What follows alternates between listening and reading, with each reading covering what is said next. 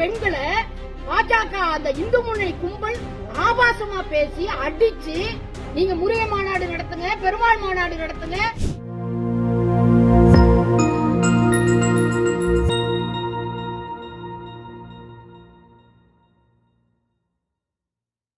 அப்போ அந்த பிரச்சனையில இந்த பெண்களை பாஜக அந்த இந்து முன்னணி கும்பல் ஆபாசமா பேசி அடிச்சு அந்த விஷ்ணுவர்தன் இவங்களை எல்லாம் கால்ல போட்டு கீழே போட்டு மிதிக்கிறாங்க. எல்லாத்துக்கும் ஆதாரம் இருக்கு. இதுக்கு மேல நீங்க காவல்துறை என்ன பண்றீங்க? 2 பேருக்கு மேலையும் வழக்கு போடுறோம் அப்படின்னு சொல்லி பெண்களை இரவு நேரம் 10:11 மணி ஆக போகுது. மாவட்ட எஸ்பி கிட்ட எங்களுடைய எம்பி சச்சிதானந்தம் அவர்கள் தொடர்ந்து பேசிட்டே இருக்கிறார். மாநில செயற்குழு உறுப்பினர் திரு மதுக்கூராமலிங்கம் வந்திருக்கிறார்.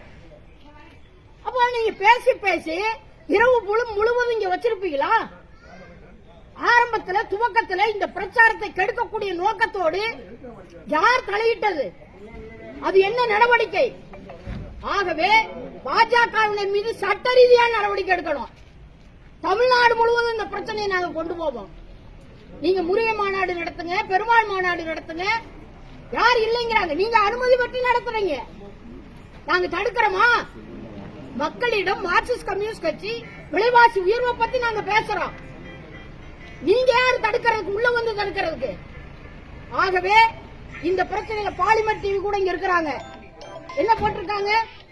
மார்க்சிஸ்ட் கம்யூனிஸ்ட் கட்சியினுடைய ஒன்றிய செயலாளர் தாக்கப்பட்டார் அப்படின்னு அவங்க செய்தி போட்டு எல்லா ஊடகங்களும் அதுதான் போடுது.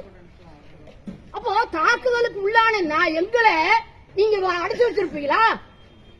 என்ன நியாயம் நாங்க கேட்கிறோம். ஆகவே இந்த பெண்களை உடனடியாக தமிழ்நாட்டுடைய மாண்புமிகு முதலமைச்சர் அவர்கள் இங்கு கைது செய்யப்படக்கூடிய அனைவரையும் நீங்க விடுதலை செய்யணும்.